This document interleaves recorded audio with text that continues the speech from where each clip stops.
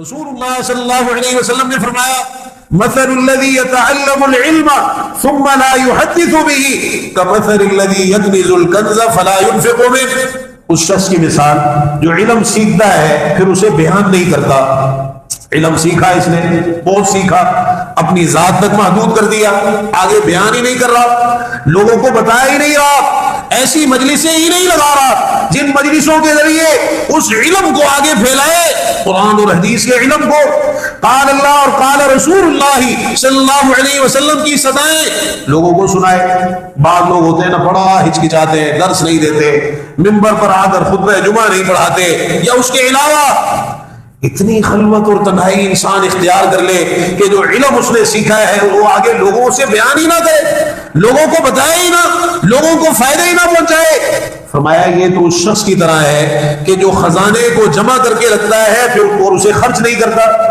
اس کی بھی سزا ہے. قرآن مجید میں اللہ تعالیٰ نے ذکر کیا کہ جو سونے اور چاندی کو جمع کر کے رکھتے ہیں اور اسے اللہ کے راستے میں خرچ نہیں کرتے, فبشرہم بعذاب علیم, آپ انہیں دردناک عذاب کی بشارت سنا دیجیے. یہ تو بڑی بھاری ذمہ داری عائد ہوتی ہے کہ دین کی جس بات کا آپ کو علم ہے, قرآن کی جو آیت آپ کو معلوم ہے یا کوئی حدیث آپ کے علم میں ہے, آپ نے تو یہاں تک فرمایا بلغوا عنی ولو آیہ, میری طرف سے پہنچا دو اگرچہ ایک آیت ہی کیوں نہ ہو. لوگوں سے آپ خطاب فرماتے جیسے حجۃ الوداع کے موقع پر فرمایا لیبلغ الشاہد الغائب,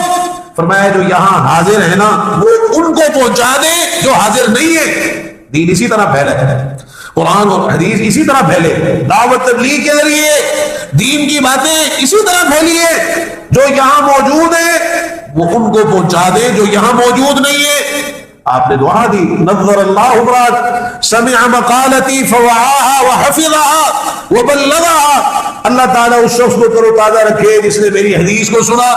خوب اسے اچھی طرح یاد کیا اور پھر اسے آگے پہنچا دی. بعض روایتوں میں وَأَدَّاهَا كَمَا سَمِعَهَا, جس طرح سنا تھا